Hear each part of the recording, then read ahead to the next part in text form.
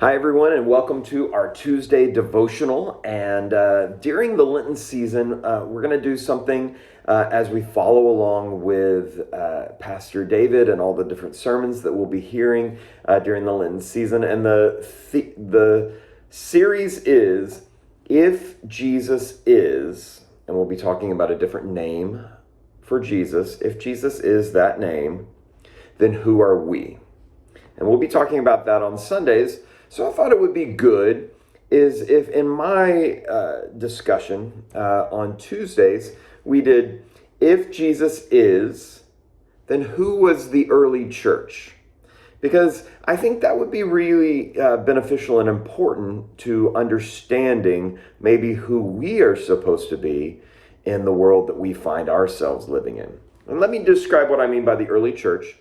By the early church, I mean those living after the time of Jesus, maybe even 70 AD, 60 AD, all the way up to 120 AD. And these are different areas where the gospel is being spread, and there are some Jews and some Gentiles, but the church is forming.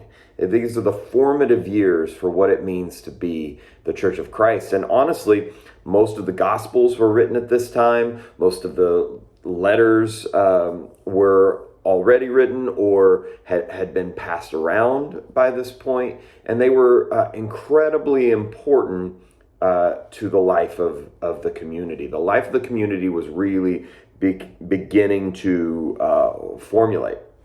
So, if Jesus is the bread of life, then who is the early church? Well, I think we see the key characteristic of the early church in what Jesus asked of his disciples. Because if you remember in this passage, and I want you to go pause this and go read it if you haven't read it, but if you read in this passage, he says, I am the bread of life. And this is a little too much for most of the disciples. The idea of us eating Jesus, that's where their minds went, and they couldn't figure out what he was talking about. They said it was a hard teaching that they couldn't accept. And Jesus was literally trying to tell them, listen, I am God, and all life comes through me. And that was a little bit more than a lot of the disciples of Christ could handle. And so he actually went to his disciples and he said, is this you? Can you handle this? Can you still follow me? And it says in verse 66 that from this time, many of his disciples turned back and no longer followed him. So he looked at the 12 disciples, right? And he said, what about you guys? Are you guys going to continue to follow me?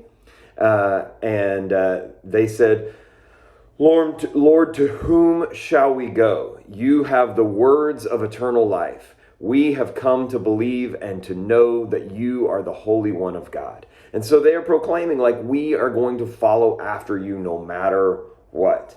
And this is big. And this is where we find the teachings of the early church. And I think this is a really clear place that we can find the teaching of the early church, because the early church was coming out of two separate groups. One, it was coming out of the Jewish culture. So you had many former Jews or actual Jews that were becoming followers of Jesus.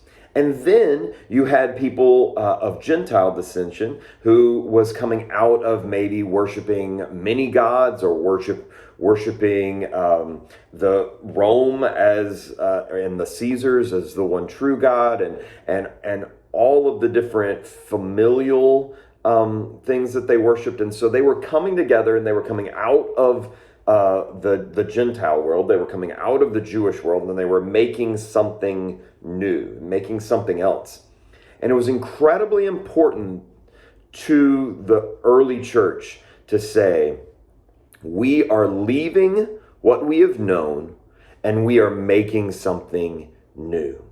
And we are following after Jesus, the bread of life.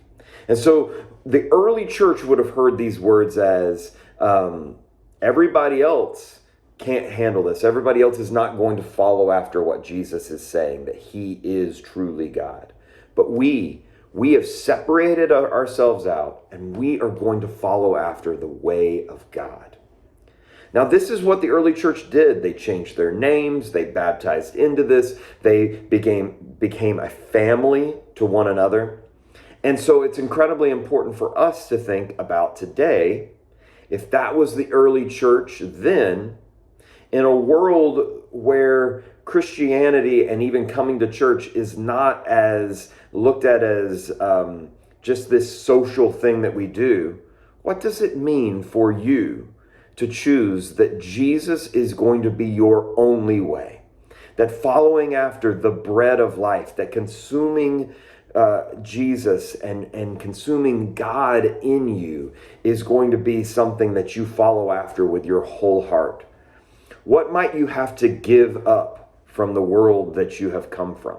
What might you have to stop doing and start doing that you can say, you know what, I am joining this new community, this new family? What does that look like for you? What commitment does it mean for you to join and be a part of this? So as we go through this, we'll be looking at the early church and how they might have looked at these passages, and maybe that might help us as well as we walk through this. Thank you so much, and I'll see you next week.